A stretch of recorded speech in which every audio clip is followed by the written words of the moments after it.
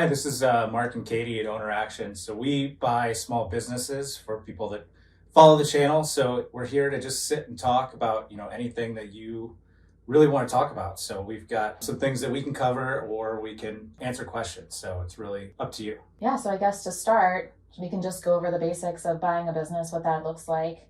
What are some of the questions we often get? Yeah, so it's a long process. So really kind of from start to finish, really you've got to go out, you've got to go find the business. There's websites like BizBuySell or BizQuest are really kind of the most popular places to find the businesses for sale. There's lots of other broker websites as well that you can go and find things. And then once you find a business, you need to go out and reach out to the brokers and prove to them that you're worthy of buying that business. I think you got to go in and think of it as an interview, that you've got to prove to them why you're the person they need to show to their buyer, because it's a reflection on them. I think that's one of the things we see a lot with the people we work with. It feels like it's a one-sided conversation. You want the seller to prove to you that this business is worth buying, but it actually kind of goes the other way. There's so much demand for these businesses that I think the sellers really want to see that you're a capable person, that you have the skills needed. So we've run into that quite a bit. Yeah, the good sellers care who they're going to sell to. They don't want to sell to just anybody. They've spent a long time building up that business. The people that are just going to take the most money and run, they're probably not good sellers. The business probably isn't in good shape, and it might not be one you want to buy. And then, once you find a business, then, I think Katie does a lot of the work of that, working with brokers and trying to get through that wall. Which is hard enough. I'm sure as if many of you have been going through the process, you know how hard that is. It's tough enough to find a business that looks interesting, especially if you're just relying on a site like BizBuySell. But then, brokers put up walls, trying to get through them, filling out all their forms. It's pretty daunting.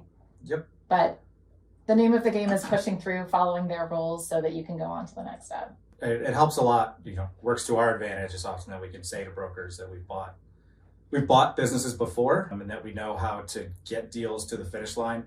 Because that's their big concern, right? They get paid on commission. They usually don't make anything unless the business sells. So obviously the worst possible thing that could happen to them is to have a business that's under contract for 3-6 months and it doesn't actually end up closing. So they want to make sure that the people they're bringing to the seller actually have the ability to get to the finish line. And then once you've looked at the business, you want to talk to the seller, kind of go through everything. We kind of keep a checklist of all the questions we want to ask. To me, the big thing I want to learn on the calls with the sellers is how the operations really work. I can learn a lot through the financials about the numbers, just kind of sitting behind the computer and digging through numbers myself. But I can't learn the operations, organizational structure, who does what. And really, I'm trying to figure out how much it's going to cost and how much work it's going to take to replace the seller. We have a lot of our partners ask really good questions too about operations, about transition with the seller. We want to know how long they want to stay on. And a lot of times sellers will say, I want to stick around for a few days or a couple of weeks. And sometimes a couple of days is never fine, but a few weeks sometimes, depending on the business, you might want them out. But we would want them available by phone for quite a few months, and just to make sure that they're amenable to that as we continue on with the business. If they don't want to do that, it's always kind of a red flag for us. Yeah, we almost don't like to see them there a full 40 hours a week up front. You want to have some time where you're there on your own, without them there, because when they're there and they're helping you all the time, sometimes you might get lazy and you don't memorize what the process was to do something until the time you have to go and actually do it on your own because they're not there. So having them 30-35 hours a week often is pretty good at first. But then, once we talk to the seller, and then it's time to negotiate the deal. So you got to make sure that you do a deal that's going to be allowed by the SBA. So you got to make sure that your structure is allowable. You can't have any earnouts or anything like that. You need to make sure your seller notes have the proper standby periods.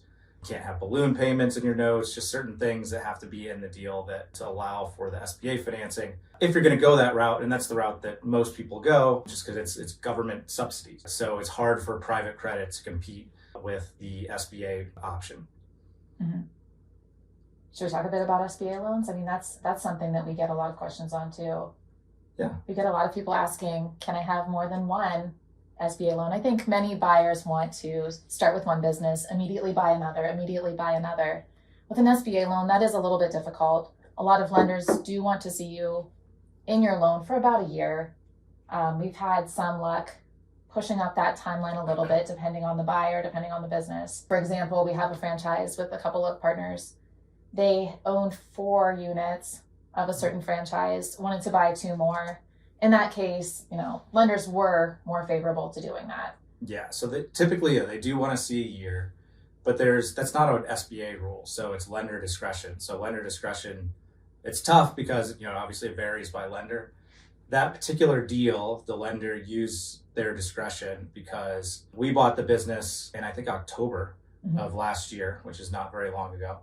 We gave equity to the general manager that had been there for 12 years. So the person running the store, the person that's also a partial owner in the business, has been there for 12 years. So that gave the bank some comfort in doing a loan like 6 months after the initial acquisition. And it was just a really good deal. So the franchise was forcing some of the franchisees next to us essentially out of the system. They weren't following the process and they didn't want them as franchisees anymore. So they told them they wouldn't renew their contracts, and then came to us and said, hey, they wanted our team to buy the contracts. So we got really good terms and a really good deal, which allowed that kind of exception to the 1-year rule. So there are exceptions. So if you have, really good reasons why you're buying again, not because you're just trying to rapidly build up a holdco, that's not going to get accepted by the bank.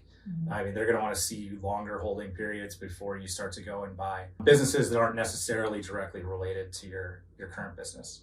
And they also want to see, if you're in that first loan, you need to be current on your payments. They want to make sure that you're a good borrower.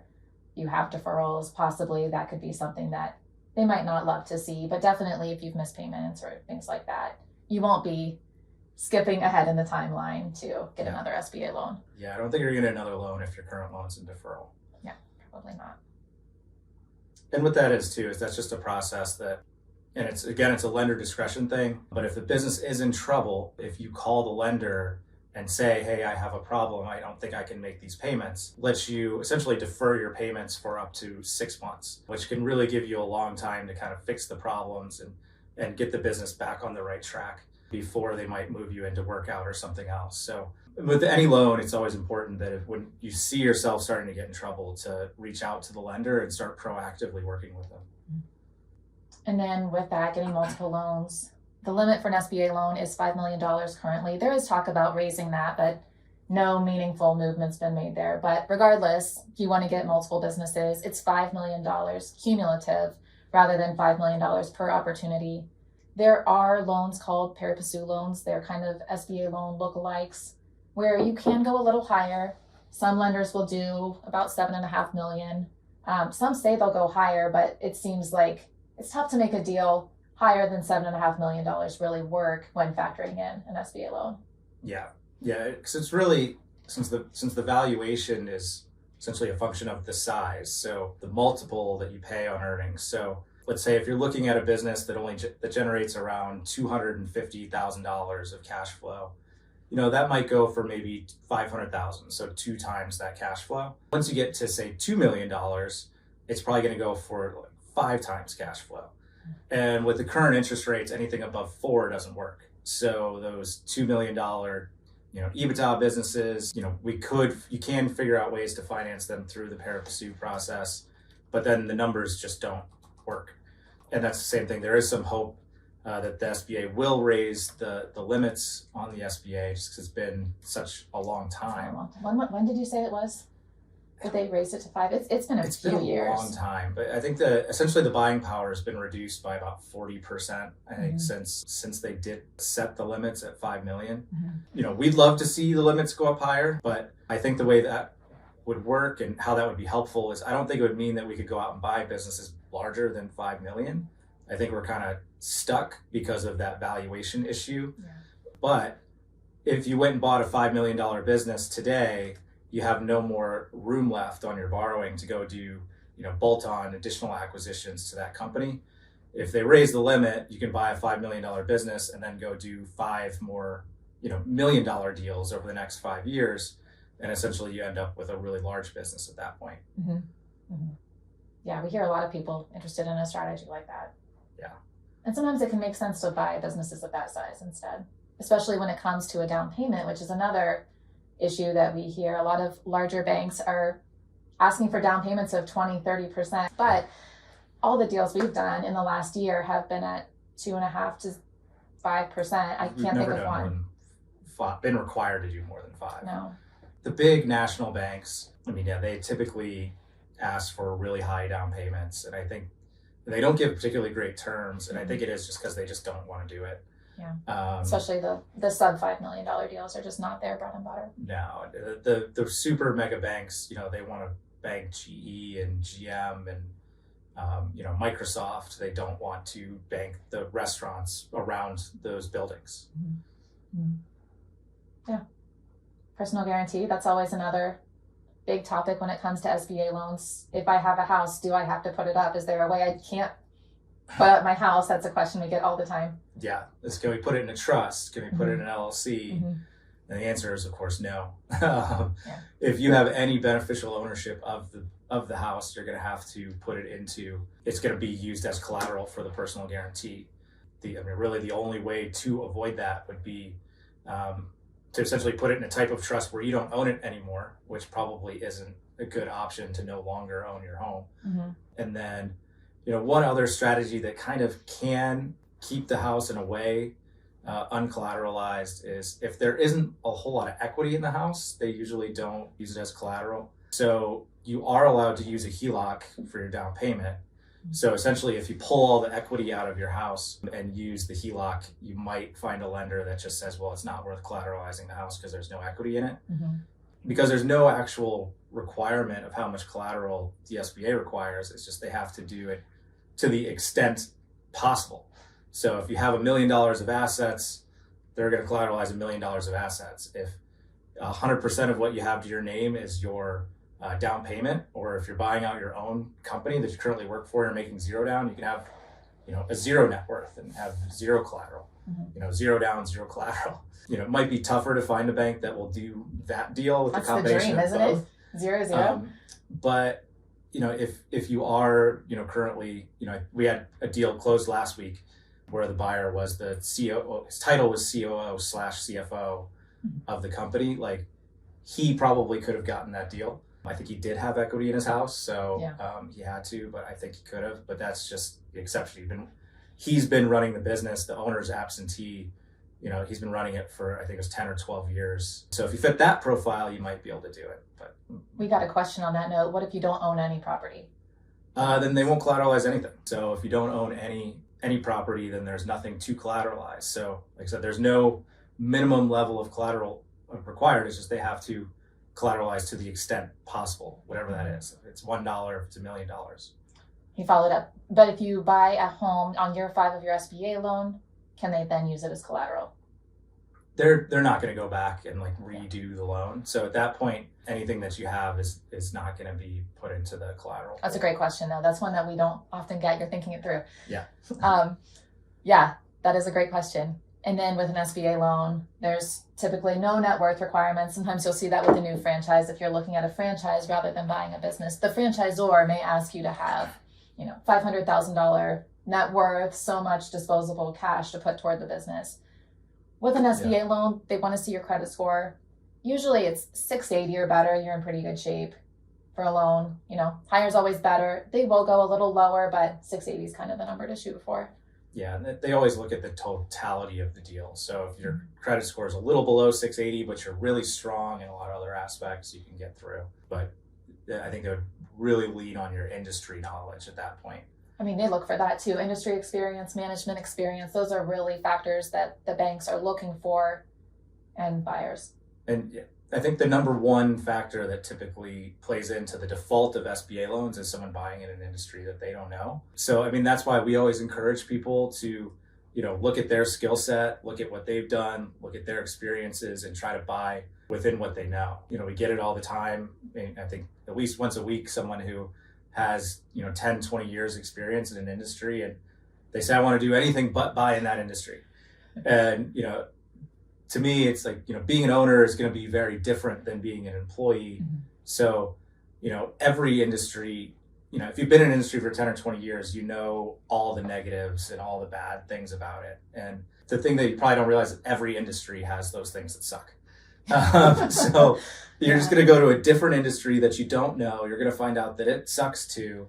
And, you're not going to have the knowledge of like your last 20 years. So, And it doesn't have to be literal. Say you're a plumber. We just looked at a plumbing supply business.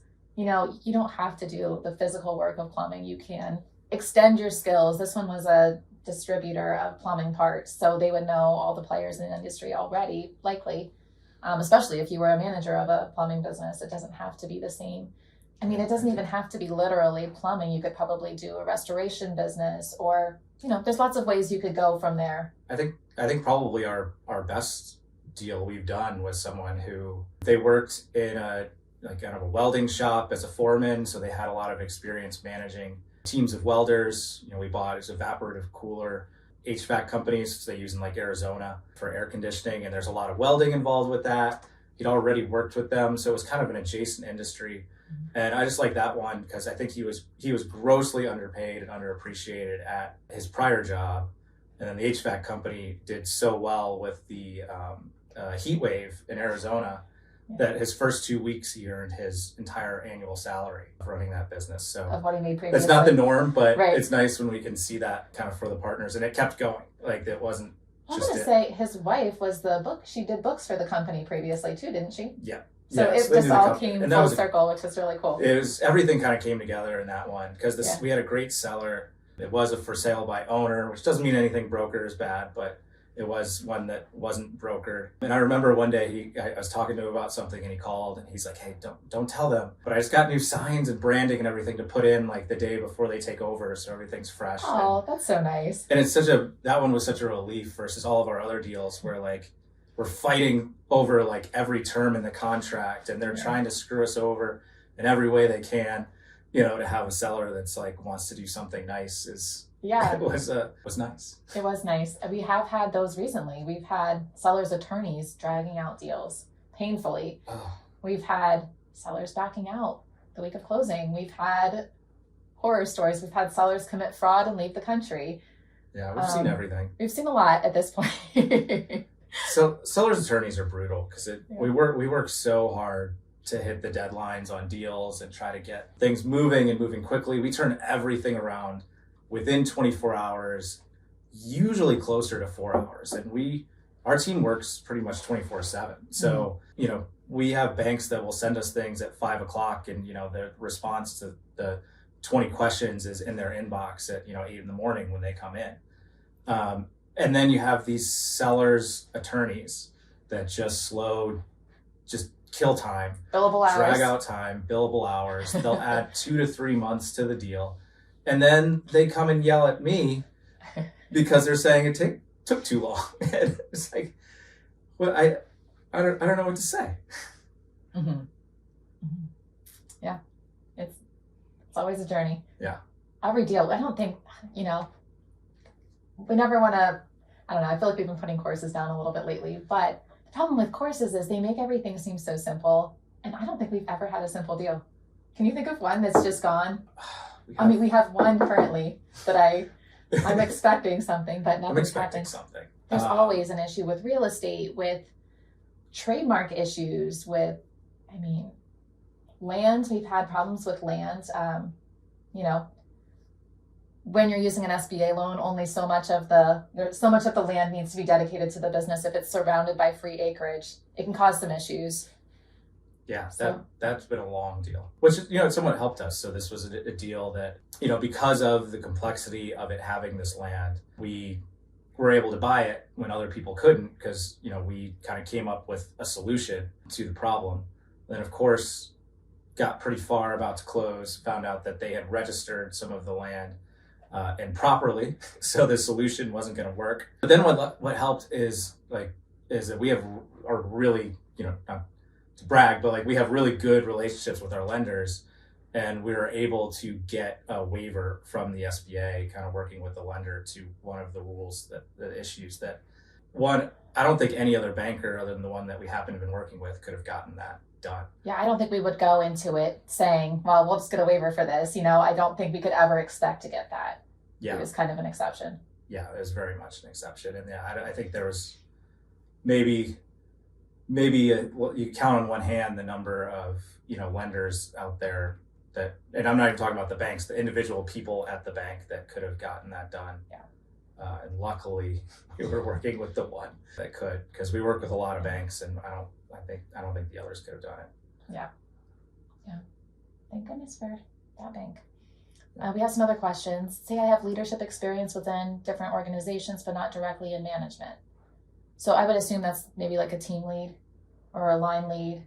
Yeah, and usually you can work with that. So really kind of depending on the organization and how big of a team, maybe you can let us know and we can tailor the answer a little bit more to you. But as long as you've managed a team, usually you're okay.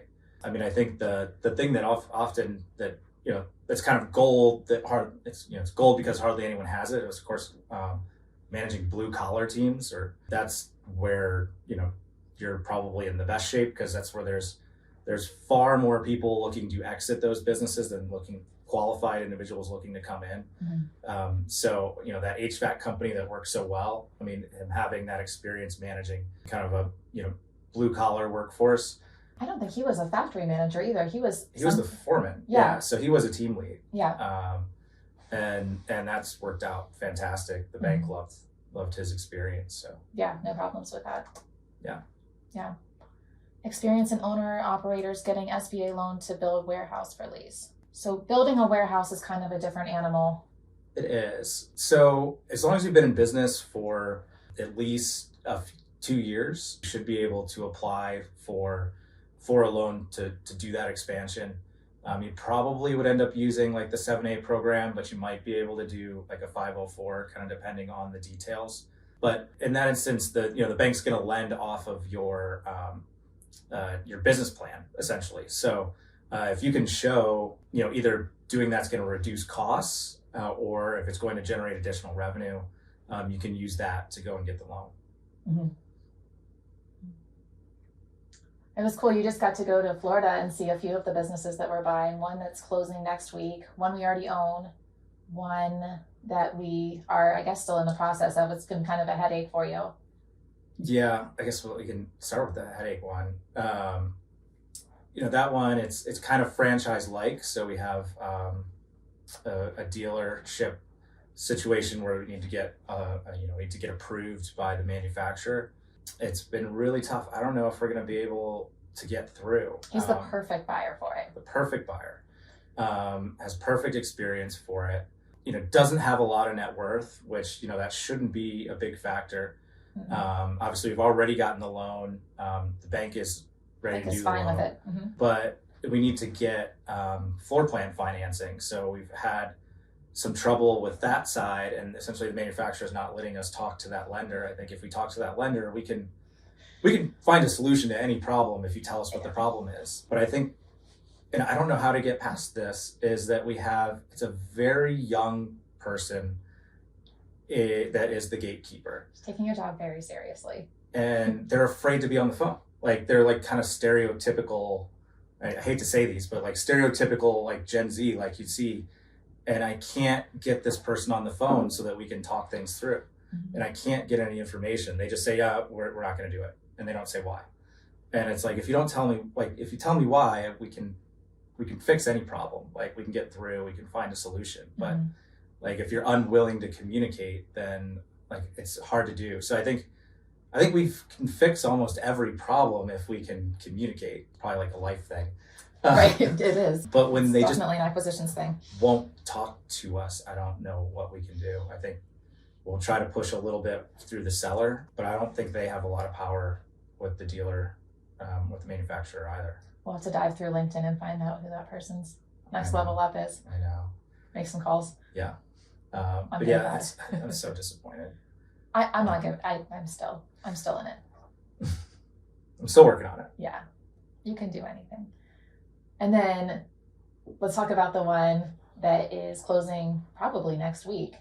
Yeah, so that's the deal with all the land. So it's a restaurant. It's on 6 acres of land, all undeveloped, except for the small portion that the restaurant's on. I mean, the restaurant maybe takes up like with the parking lot, maybe like 10% of the land. So, and the land actually touches a lake. So you have some water there too, like way at the back, pretty far away from the restaurant. Our original plan was to do storage units there. And that was kind of the suggestion of the broker. And I'm like, that's probably a good idea. Like, there's lots of lakes around it. So like even just start with boat storage. So you don't have to build anything. Yeah. Let's pop some storage units, sell it. And then essentially we'd get our equity out like right away from the deal by selling the real estate, and probably more, probably get a pretty good return on investment, not even just the money back, and then still own the restaurant, since that was an investor deal. So we have a few investors, and we even put someone with storage experience on the board to kind of help build the storage units. But as we got there, we really dug in more and more, the deal got even better. So there's, one, like the land was just beautiful. So like it wasn't really fitting for storage units. It had big mature trees, and it's like we could probably do something better with this. It's an asset itself. Yeah. And there's a 5,000 house development going in. So I think we can build like really good outdoor space and kind of add to the seating that way. We might even need to expand some indoor space with, that much more demand coming in. I think we'll likely add to the existing building and then put big nice outdoor area and try to, use that setting and, see if we can use some of the big trees to create some shade and, make it really nice. Yeah, that was a cool plan though. I mean, storage units are so popular right now. That seemed like a no-brainer solution to build that out and sell it right away. I think you would find an instant buyer for that. Yeah, and it still could be.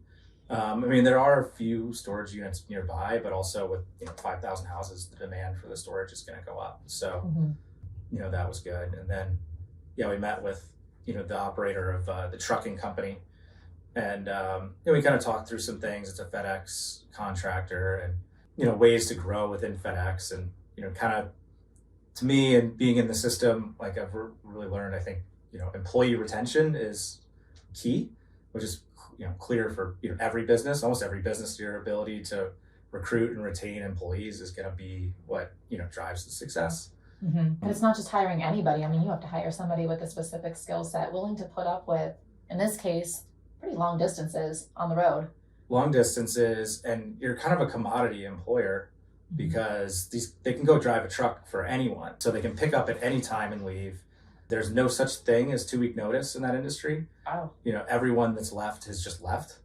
And so the problem is, so if you have to go and pick up, a load for FedEx and your driver quits, 10 minutes before you're supposed to go pick it up, then obviously you're not in good graces with FedEx. So to really grow as an operator there, that's where, in my mind, it's all about that retention.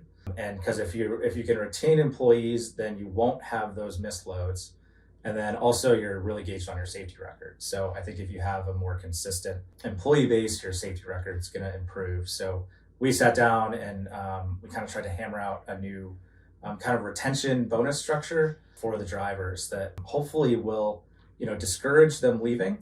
And then, we then creates it so we're more self-selecting who we want to stay.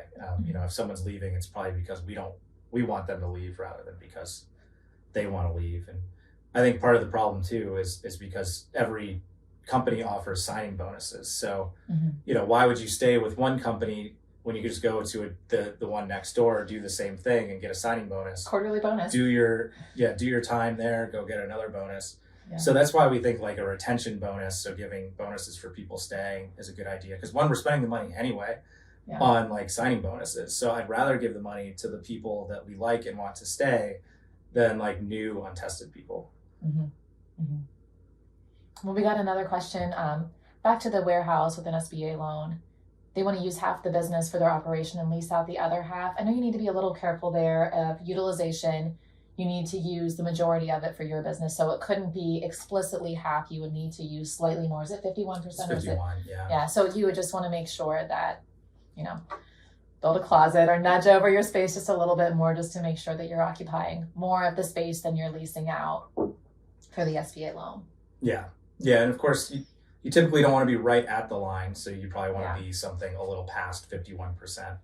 I know on other things, like the ownership. Anyone 20% or more has to be on the personal guarantee. Mhm. I remember a deal a long time ago with my brother, and we were going to be 19%. And the bank's like, we see what you're doing. Right. and I think we had to reduce down to like 17, which is the most they'd let us do without having to be on the guarantee. Yeah. Devin, hi. Nice to hear from you. Devin Henry. Hey, Devin. We know you from real life. Yeah.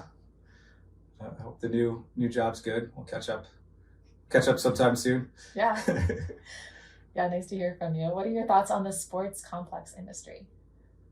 I mean, it's high fixed costs. I mean, you've got to build. There's a big investment that goes into. I mean, typically depending on exactly what you're trying to do. If they mean like trampoline park, by that, a lot of times those that go into open space and in a strip mall, so that can help reduce the capex a little bit. Mm-hmm. Even in malls, there's so much space in malls right now. I've got to wonder. And really overall, that can reduce the cost having to do the the exterior structures. I mean, I think there are some that can be good. So obviously, I feel like the desirability of that is going to come down to like how much is that initial capex investment. So, like, yeah, if you can find a lot of space and put like if some type of soccer field or something that isn't going to require a lot of build out, like I think like the Happy Feets that like our kids did, like those locker probably soccer and don't take a lot, like the really young kids sports, Mm-hmm. because you don't have to build all the play equipment and trampolines and all that stuff. Mm-hmm. Of course the insurance is going to be high if you have that type, but you can of course put that in the price. Lots of trampoline parks do just fine with the high insurance costs and things like that. So it's really going to depend on exactly what you're trying to do, and I think what that upfront investment is, because if all your costs are fixed, it can be great if revenue's growing, because your costs are staying the same and your revenue's growing and your profits are exploding. But it's really hard to get to that initial profitability threshold. Mm-hmm. We looked at trampoline deals.